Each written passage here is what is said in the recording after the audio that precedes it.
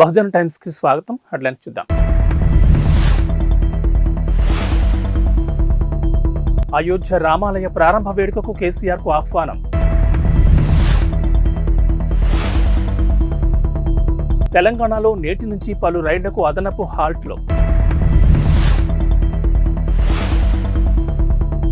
తెలంగాణ ప్రభుత్వం ఈ నెల 22న సెలవు ప్రకటించాలి. ఎన్వీఎస్ఎస్ ప్రభాకర్. ఈ నెల 22న కోట్లాది మంది హిందువుల దశాబ్దాల కాలం నెరవేరబోతోంది.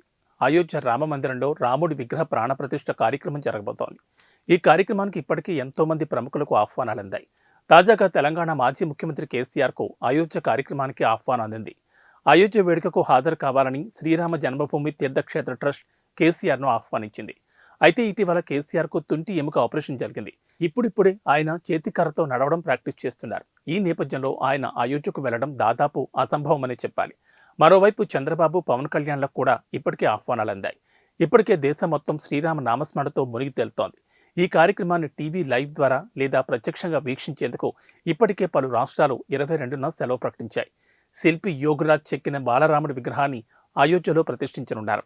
ఇప్పటికే విగ్రహం ఆలయంలోని గర్భగుడిలో కొలువుదీరింది. విగ్రహ ప్రాణప్రతిష్ఠకు అవసరమైన క్రతువులు కొనసాగుతున్నాయి. రైల్వే శాఖ కీలక అప్డేట్ ఇచ్చింది. శనివారం నుంచి ప్రయోగాత్మకంగా 6 నెలల పాటు తెలంగాణలో పలు రైళ్లకు అదనపు హాల్ట్లు ఇస్తున్నట్లు తెలిపింది.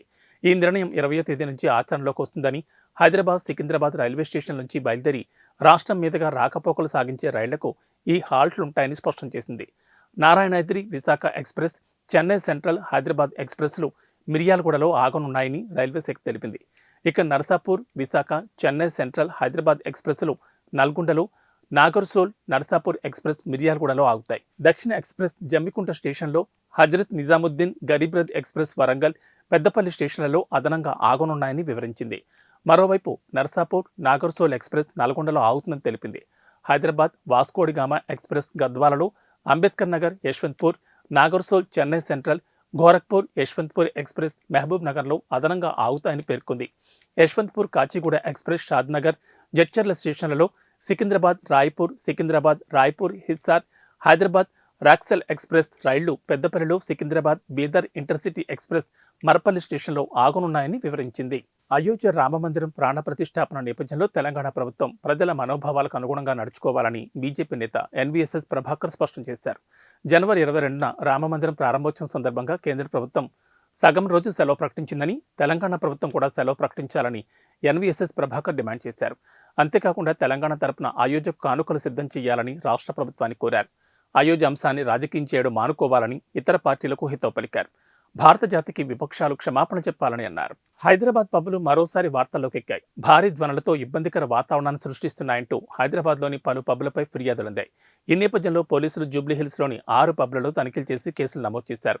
Club rogue, port pub, hello cocktail, fat Fijian, 040 పబ్లతో పాటు మరో పబ్ కూడా నిబంధనలు అతిక్రమిస్తున్నట్లు గుర్తించారు. అర్ధరాత్రి దాటిన తర్వాత కూడా డీజే సౌండ్స్తో చుట్టుపక్కల వారికి ఇబ్బందులు కలిగిస్తున్నట్లు ఆరోపణలు వచ్చాయి. కాగా కేసులు నమోదైన 6 పబ్లు మరోసారి నిబంధనలు ఉల్లంఘిస్తే కఠిన చర్యలు తప్పవని పోలీసులు స్పష్టం చేశారు. Telangana CM Revanth Reddy, MIM MLA Akbaruddin Owaisi ఇరువురు లండన్లో భేటీ కావడం రాజకీయ వర్గాల్లో హాట్ టాపిక్గా మారింది. దావోస్ పర్యటన ముగిసిన అనంతరం సీఎం రేవంత్ బృందం లండన్ నగరంలో పర్యటించింది. హలో లండన్ కార్యక్రమంలో పాల్గొన్నారు. అయితే ఈ కార్యక్రమంలో ఎంఐఎం ఎమ్మెల్యే అక్బరుద్దీన్ పాల్గొనడం ఇప్పుడు హాట్ టాపిక్గా మారింది. రేవంత్ రెడ్డితో అక్బరుద్దీన్ భేటీ కావడం రాజకీయ వర్గాల్లో చర్చనీయాంశమైంది. లండన్ పర్యటనకు అక్బరుద్దీన్కు అధికారికంగా ఆహ్వానం అందినట్లుగా తెలుస్తోంది. రాజకీయంగా ఎంఐఎం పార్టీని దగ్గర చేసుకోవాలని కాంగ్రెస్ పార్టీ భావిస్తోందని రాజకీయ వర్గాలు విశ్లేషిస్తున్నాయి. అందులో భాగంగానే కాంగ్రెస్ అధికారంలోకి వచ్చిన వెంటనే అక్బరుద్దీన్ను ప్రొటెం స్పీకర్గా ఎన్నుకుందని చెబుతున్నారు. లండన్ పర్యటనలో రేవంత్, అక్బరుద్దీన్ భేటీ కావడం చూస్తుంటే ఈ 2 పార్టీల మధ్య ఏం జరగబోతోందనే చర్చ మొదలైంది. మూసీ నది ప్రక్షాళన పేరిట కాంగ్రెస్, ఎంఐఎం మధ్య స్నేహం కుదరబోతోందని, పార్లమెంట్ ఎన్నికల నేపథ్యంలో ఎంఐఎంను కలుపుకునేందుకు రేవంత్ రెడ్డి ప్రయత్నిస్తున్నారని విశ్లేషణలు వినిపిస్తున్నాయి. కాగా థేమ్స్ నది నిర్వహణపై అధికారులు, నిపుణులతో సీఎం రేవంత్ రెడ్డి బృందం భేటీ అయింది. మూసీ సుందరీకరణ, పునరుద్ధరణ కోసం అధ్యయనం చేసేందుకు కీలక చర్చలు జరిపారు. మూసీ పరివాహక అభివృద్ధి లక్ష్యంగా చర్చలు జరిపారు. థేమ్స్ నది చరిత్ర, సుందరీకరణలో ఎదురైన సవాళ్ల గురించి సీఎం రేవంత్ అడిగి తెలుసుకున్నారు. హైదరాబాద్లోని ఇండియన్ ఇమ్యూనాలజికల్స్ లిమిటెడ్ సంస్థ తాజాగా హెపటైటిస్ ఏ వైరస్ నిరోధక టీకాను ఆవిష్కరించింది. దేశంలోని ప్రముఖ biopharmaceutical company national dairy development board అనుబంధ సంస్థ ఐఐఎల్ హెవిష్యూర్ పేరిట ఈ టీకాను తయారు చేసింది. శుక్రవారం నగరంలోని హయత్ ప్లేస్ హోటల్లో జరిగిన ఓ కార్యక్రమంలో ఈ టీకాను లాంచ్ చేశారు. ప్రజారోగ్యంలో ఇదొక చారిత్రాత్మక ఘట్టంగా సంస్థ అభివర్ణించింది. హెపటైటిస్ ఏ నిర్మూలనకు భారత్ చేస్తున్న పోరాటంలో హవిష్యూర్ ఓ కీలక ముందడుగని IIL MD doctor K Anand Kumar తెలిపారు. పూర్తి స్వదేశీ పరిజ్ఞానంతో రూపొందించిన టీకా ఇదేనని చెప్పారు. తమ శాస్త్రవేత్తలు, పరిశోధకుల బృందం అంకిత భావంతో జరిపిన విస్తృత పరిశోధన, అధ్యయనాల ఫలితమే ఈ కొత్త తరం టీకా అని చెప్పుకొచ్చారు.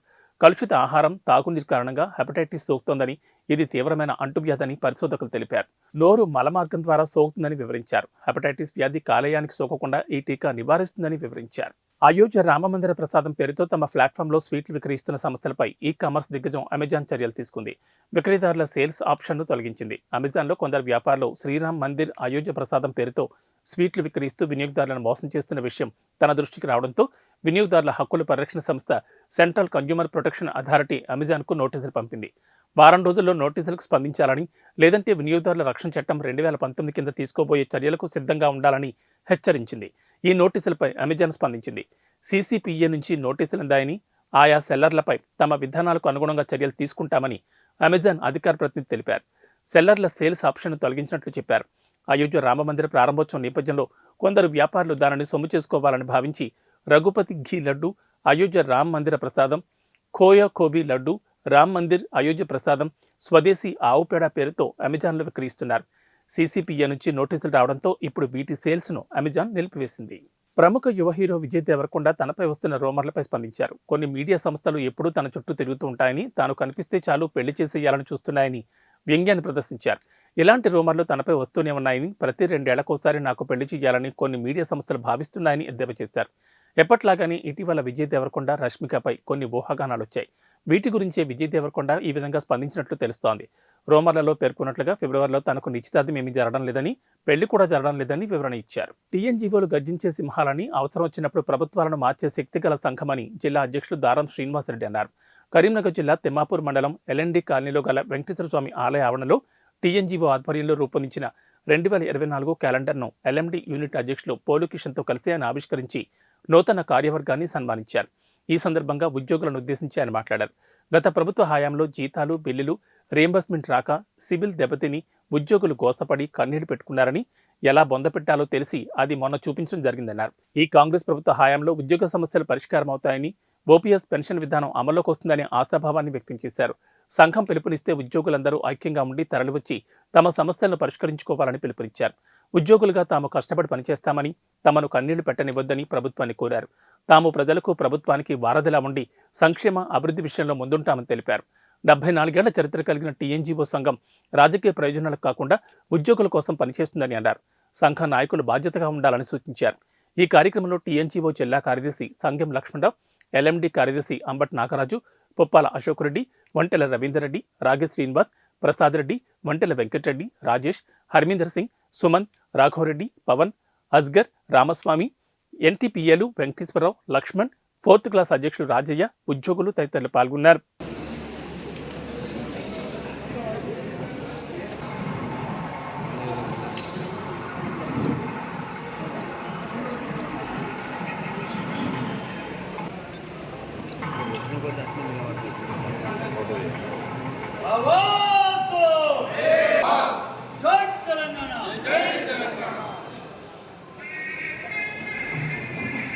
NGO సంఘం అంటే 74 ఏళ్ల చరిత్ర ఉంది. ఈ చరిత్రలో కూడా దాదాపు ఏ ఎన్నిక జరిగినా, నేను దాదాపు 17 సంవత్సరాల నుండి ఈ తెలంగాణ NGO సంఘంలో పనిచేస్తున్నా. ఏ ఎన్నిక జరిగినా ఏకగ్రీవానికి మాత్రమే ఆస్కారం లభిస్తుంది. ఇక్కడ తాలూకా స్థాయి నుంచి మొదలు పెడితే రాష్ట్ర స్థాయి వరకు కూడా మనకు గదే పెట్టి హెల్త్ కార్డులు పనిచేయలే, వెల్నెస్ సెంటర్లు ఇల్నెస్ సెంటర్లుగా మారిపోయినాయి. ఎక్కడ ఒక కుటుంబం లోపల తల్లి, ఓల్డ్ ఏజ్ తల్లి ఉంటుంది, మనం ఉంటాం. దాదాపు 30,000 రూపీస్ మెడికల్ రియంబర్స్మెంట్కు మనం పెట్టుకునే సందర్భం కూడా లేదు. కొన్ని బిల్లులకు రెగ్యులర్గా వాడే సందర్భంలో నేనే వ్యక్తిగతంగా నా ఇంటికే 30,000 మెడికల్ ఎక్స్పెన్సెస్ ఖర్చు అవుతాయి. ఇక మిగతా రిమైనింగ్ ఎన్ని ఉన్నాయి? మన కుటుంబ అవసరాలు, నిత్యావసర సరుకులు, పెట్రోలు, ఫోను. ఇవాళ రేపు ఫోను ఇంట్లో 5 ఉంటే 5 ఫోను, అది లేకపోతే నడవదు. ఆన్లైన్ క్లాసెస్, ఈ క్లాసెస్, ఏ క్లాసులు నడవాలన్నా ఇవి మనకు ఉద్యోగులకు కూడా ఎక్స్పెన్సెస్ బాగా అయిపోయినాయి. ఇవన్నీ దృష్టిలో పెట్టుకొని ప్రభుత్వము ఈ విషయాన్ని, మన రాష్ట్ర నాయకుడు, మన కరీంనగర్ జిల్లా ముందు బిడ్డ, మీ తాలూకా బిడ్డ. కాబట్టి ఈ విషయాన్ని ఇవన్నీ ఎందుకు చెప్తున్నానంటే గత ప్రభుత్వంలో మనం మీరు అనుభవించిన బాధలు, ఈ ప్రభుత్వంలో మనకు మంచి ప్రయోజనాలు వస్తాయి, మనం సుఖంగా ఉంటాం అనే ఆలోచన మనకు వచ్చింది. ప్రభుత్వం మారింది, మనం కూడా మారుతాం.